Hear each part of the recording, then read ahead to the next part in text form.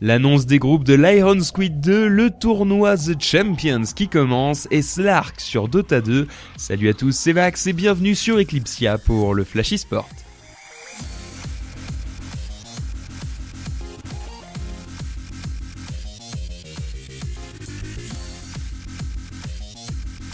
On commence avec du Shootmania aujourd'hui et... Non mais je déconne. StarCraft 2 comme d'habitude et les groupes de l'Iron Squid 2 qui ont été révélés. Inutile de dire que pléthore de joueurs de renom sont présents. On note au passage que notre Stéphano local est dans le groupe où se trouve Mana qui lui a gentiment fait sa fête au dernier ESWC et MVP, joueur le plus titré de l'histoire StarCraft 2. Bref, ça va être corsé.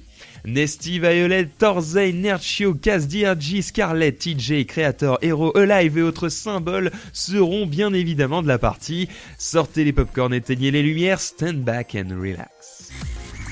La MSI Pro Cup Worldwide est toujours d'actualité et se déroulera les 11, 12 et 13 décembre en ligne pour un cash prize global de 5000 €, dont 3000 pour le premier.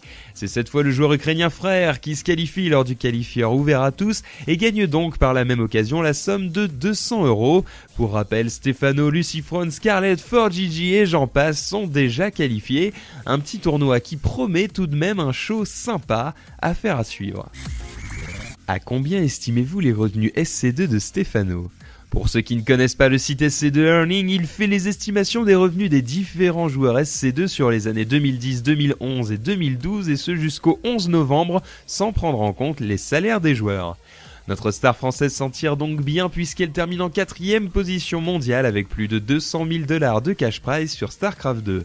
Sont devant lui Nesty, MVP et surtout MC qui totalise presque 350 000 $ de récompenses en compétition. Bien évidemment, la majorité des joueurs qui se mettent bien sont coréens, mais bon, qui a dit qu'être un bon joueur SC2 n'était pas rentable, hein ?